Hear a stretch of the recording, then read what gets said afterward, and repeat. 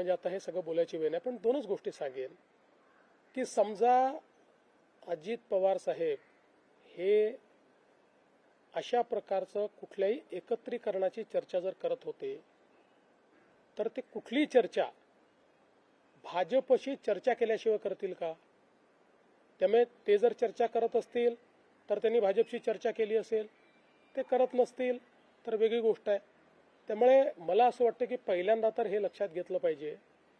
पुन्हा एकदा सांगतो, चर्चा करायची नाही करायची, विलिनीकरण करायचं, सर्वस्वी 100% राष्ट्रवादी काँग्रेस पक्षाचं डोमेन आहे. हा आमची अपेक्षा एवढी असेल, कुठलाही निर्णय घेण्याच्या आधी त्यांनी आमच्याशी चर्चा एकदा करावी आणि ते करतातच आणि ते पुढेही करतील.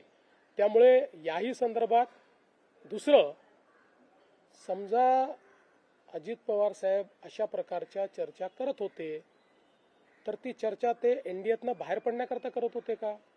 ते का सरकारमधनं बाहेर पडणार होते का? त्यांनी तर स्पष्टपणे सरकारमध्ये ते स्टेबल होते. त्यामुळे रोज काहीतरी कन्फ्युजन तयार करायचं आणि मग आपली इकोसिस्टीम वापरून ते कन्फ्युजन इको करायचं, ही पद्धती अयोग्य आहे, ही योग्य नाही आहे. बघा, असं आहे, आत्ताच्या परिस्थितीत आम्हालाही राजकारण करायचं नाही, नाहीतर मी अनेक गोष्टी सांगू शकतो.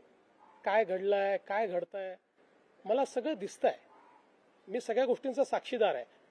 आणि तुम्हाला सगळ्यांना माहिती आहे, माझे आणि अजितदादांचे जे संबंध होते त्यात जवळजवळ सगळ्या गोष्टी ते मला सांगायचे, माझ्याशी शेअर करायचे.